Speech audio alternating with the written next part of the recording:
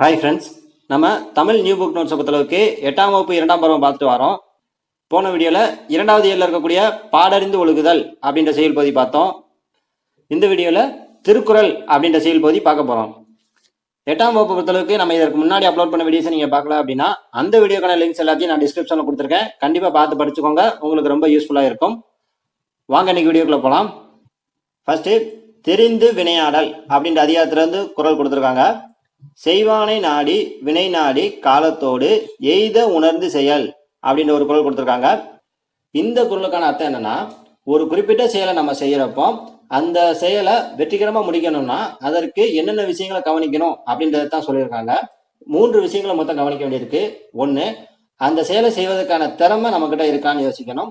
2வது, அந்த செயலை பத்தின புரிதல்கள் நம்மகிட்ட இருக்கா அப்படின்றத நம்ம யோசிக்கணும். 3வது, அந்த செயலை செய்வதற்கான காலம் நம்ம கிட்ட இருக்கா அப்படின்றத நம்ம யோசிக்கணும். இந்த 3 விஷயங்களும் நம்ம யோசிச்சு ஒரு வேலையை எடுத்தோம்னா அந்த வேலையை கண்டிப்பா நல்லபடியா முடிச்சிடலாம். இதுல இருந்து நம்ம என்ன என்டர்டைன்மெண்ட் எடுத்துக்கணும் அப்படின்னு பாத்தீங்கன்னா, இந்த வீடியோ பார்த்துட்டு இருக்க நீங்க ஒரு கவர்மெண்ட் ஜாப் வாங்குறதுக்காக ரொம்ப தீவிரமா படிச்சுட்டு இருக்கீங்க. அதாவது ஒரு கவர்மெண்ட் ஜாப் வாங்குறதுக்கு உங்களுக்கு திறமை இருக்கா அப்படின்னு கேட்டீங்கன்னா திறமை இருக்கு. 2வது, அந்த கவர்மெண்ட் ஜாப் எப்படி வாங்கணும் அப்படின்ற ஒரு புரிதல் உங்கள்கிட்ட இருக்கா அப்படின்னு கேட்டீங்கன்னா, உங்களுக்கு எப்படி ஹார்ட் ஒர்க் பண்ணணும், எப்படி ஸ்மார்ட் ஒர்க் பண்ணணும் அப்படின்றது உங்களுக்கு தெளிவா தெரியும். அதுக்கப்புறமா அந்த ஜாப் வாங்குறதுக்காக நம்ம படிக்க வேண்டியது இருக்கு இல்லையா, அந்த சிலபஸை முடிக்கிறதுக்கு உங்களுக்கு டைம் இருக்கா அப்படின்னு பார்த்தீங்கன்னா அந்த டைமும் உங்ககிட்ட இருக்கு. ஸோ எல்லா விஷயங்களும் உங்ககிட்ட இருக்கு. ஸோ கண்டிப்பா உங்களால கவர்மெண்ட் ஜாப் வாங்க முடியும். ஸோ தொடர்ந்து படிச்சுக்கிட்டே இருங்க. அதுக்கப்புறமா இதனால் இவன் முடிக்கும் என்று ஆய்ந்து அதனை அவன் கண் விடல் அப்படின்ற ஒரு குறள் கொடுத்துருக்காங்க. இந்த குறளுக்கான அர்த்தம் என்னன்னா, நம்ம ஒரு செயலை இன்னொருத்தவங்ககிட்ட செஞ்சு முடிக்க சொல்லி கொடுக்குறோம் அப்படின்னா இந்த விஷயத்த இவங்ககிட்ட கொடுத்தா இந்த வகையில செஞ்சு முடிச்சிருவாங்க அப்படின்ற நம்பிக்கை நம்மகிட்ட இருந்தா தான் அந்த செயலை அவங்க கிட்ட செய்ய சொல்லி நம்ம கொடுப்போம். ஓகேங்களா? இதுதான் இந்த குறளுக்கான அர்த்தம். இந்த குறளுக்கான அர்த்தத்தை நம்ம எப்படி இன்டைரக்ட் மீனிங் எடுத்துக்கிடணும் அப்படின்னு பாத்தீங்கன்னா, கடவுள் நம்ம கிட்ட ஒரு வேலை கொடுத்துருக்காங்க. அதாவது நீங்க கவர்மெண்ட் ஜாப் தான் வாங்கணும் அப்படின்ற ஒரு பாதையை வகுத்து கொடுத்துருக்காங்க. இந்த பாதைக்கு நீங்களாவே சிந்திச்சு கூட வந்திருக்கலாம். அப்படி இல்லைன்னா இன்னொருத்தர் கைட் பண்ணி கூட நீங்க இந்த பாதைக்கு வந்திருக்கலாம். இப்போ நீங்க கவர்மெண்ட் ஜாப் வாங்குறதுக்கு தீவிரமா படிச்சுக்கிட்டு இருக்கீங்க. கடவுள் உங்களால இந்த விஷயத்த பண்ண முடியும் அப்படின்னு தான் உங்ககிட்ட இந்த விஷயத்த கொடுத்துருக்காங்க. ஸோ கடவுளே உங்ககிட்ட ஒரு வாய்ப்பு கொடுத்துருக்கதா நம்பி தீவிரமா படிங்க. கண்டிப்பா உங்களால கவர்மெண்ட் ஜாப் வாங்க முடியும். அதுக்கப்புறமா செங்கோன்மை அப்படின்ற அதிகாரத்துல இருந்து 2 குறள் கொடுத்துருக்காங்க. ஓர்ந்து கண்ணோடாது இறை புரிந்து யார் மாட்டும் சேர்ந்து செய்வக்து முறை அப்படின்ற குறள் கொடுத்துருக்காங்க. இந்த குறளுக்கான அர்த்தம் என்னன்னா, எந்த ஒரு விஷயத்த நம்ம செஞ்சாலும் அதுல ஒருதலை பட்சமா யோசிக்காம நடுவுநிலைமையா யோசிக்கணும் அப்படின்றது தான் இந்த குறளுக்கான அர்த்தம். அதுக்கடுத்து இறை காக்கும் வையகம் எல்லாம் அவனை முறை காக்கும் முட்டா செய்யின் அப்படின்ற குறள் கொடுத்துருக்காங்க. இந்த குறளுக்கான அர்த்தம் என்னன்னா, உலகத்துல இருக்கக்கூடிய உயிர்கள் எல்லாத்தையும் காப்பாத்துறது யாருன்னு பாத்தீங்கன்னா அரசர். அப்போ அந்த அரசரை யார் காப்பாத்துவாங்க அல்லது எந்த விஷயம் காப்பாத்தும் அப்படின்னு பாத்தீங்கன்னா, அந்த அரசரை அவருடைய குற்றமற்ற ஆட்சி காப்பாற்றும் அப்படின்றத சொல்லியிருக்காங்க. அதுக்கப்புறமா வெறுவந்த செய்யாமை அப்படின்ற அதிகாரத்துல இருந்து 2 குறள் கொடுத்துருக்காங்க. தக்காங்கு நாடி தலை சொல்லா வண்ணத்தால் ஒத்தாங்கு ஒருப்பது வேந்து அப்படின்ற ஒரு குறள் கொடுத்துருக்காங்க.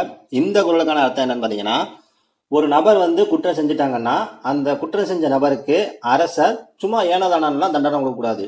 அந்த குறிப்பிட்ட குற்றத்தை அந்த நபர் மீண்டும் செய்யவே செய்யாதபடிக்கு தான் ஒரு தண்டனை கொடுக்கணும். அப்படி கொடுக்கறது தான் அரசனுடைய கடமை அப்படின்றத தான் இந்த குறள்ல சொல்லியிருக்காங்க. அதுக்கப்புறமா இறைக்கடியன் என்று உரைக்கும் இன்னாச்சொல் வேந்தன் உரைக்கடிகி ஒல்லை கெடும் அப்படின்ற ஒரு குறள் கொடுத்துருக்காங்க. இந்த குறளுக்கான அர்த்தம் என்னன்னா, இப்போ ஒரு குறிப்பிட்ட அரசர் கொடுங்கோல் ஆட்சி புரிகிறாரு அப்படின்னு இமேஜின் பண்ணிக்கோங்க. அந்த குறிப்பிட்ட அரசரை வெளியிலிருந்து வரக்கூடிய இன்னொரு அரசர் தான் அழிக்கணும் அப்படின்றதெல்லாம் கிடையாது. அந்த நாட்டில் இருக்கக்கூடிய மக்கள் இருப்பாங்க இல்லையா, அவங்க நம்மளுடைய அரசர் நம்மளை இப்படி கொடுமைப்படுத்துறாரு அப்படின்னு தூற்றுவாங்க இல்லையா, அந்த தூற்றுதலே அந்த குறிப்பிட்ட அரசரை அழிச்சிரும் அப்படின்றது தான் இந்த குறளுக்கான அர்த்தம். அதுக்கப்புறமா சொல்வன்மை அப்படின்ற அதிகாரத்திலேருந்து 2 குறள் கொடுத்துருக்காங்க. கேட்டார் பிணிக்கும் தகையவாய் கேளாரும் வேட்ப மொழிவதாம் சொல் அப்படின்ற குறள் கொடுத்துருக்காங்க. இந்த குறளுக்கான அர்த்தம் என்னன்னு பார்த்தீங்கன்னா, இப்போது நம்ம டிவியில் ஒரு காமெடி சீன் பார்க்குறோம். அந்த காமெடி சீன் நடந்துக்கிட்டு பார்த்தீங்கன்னா நம்மளுடைய முழு கவனமும் அந்த காமெடியன் மேலே தான் இருக்கும். ஒரு சில சமயங்களில் நம்ம கொஞ்சம் கவன சிதறல வேறு வேலைகள் பார்த்துக்கிட்டு இருந்தாலும் கூட அந்த காமெடி நம்ம காதில் கேட்டுக்கிட்டே இருக்க நம்மளுடைய கவனம் ஆட்டோமேட்டிக்காக அந்த காமெடியன் மேலே போயிடும் இல்லையா? அதைத்தான் இதில் சொல்ல வராங்க. அதாவது ஒரு நபர் பேசக்கூடிய வார்த்தைகளுக்கு அந்த விஷயத்தை கேட்கக்கூடிய நபர்களை கவர்ந்து இருக்கக்கூடிய தன்மை இருக்குது அப்படின்றத தான் இதில் சொல்லியிருக்காங்க. அதுக்கப்புறமா சொல்லுக சொல்லை பிரிதுவோர் சொல் அச்சொல்லை வெல்லும் சொல் இன்மை அறிந்து அப்படின்ற ஒரு குறள் கொடுத்துருக்காங்க. இந்த குறளுக்கான அர்த்தம் என்னென்னா, நம்ம ஒரு குறிப்பிட்ட விஷயத்தை பேசுகிறப்போ அந்த வார்த்தைகளை தேர்ந்தெடுத்து பேசணும். அதாவது மற்றவங்க நம்மளை கார்னர் பண்ணி கேள்வி கேட்காத அளவுக்கு சிறந்த வார்த்தைகளை தேர்ந்தெடுத்து பேசணும் அப்படின்றது தான் இந்த குறளுக்கான அர்த்தம். அதுக்கப்புறமா அவை அறிதல் அப்படின்ற அதிகாரத்துலேருந்து 2 குறள் கொடுத்துருக்காங்க. அவை அறிந்து ஆராய்ந்து சொல்லுக சொல்லின் தொகை அறிந்த தூய்மையவர் அப்படின்ற குறள் கொடுத்துருக்காங்க.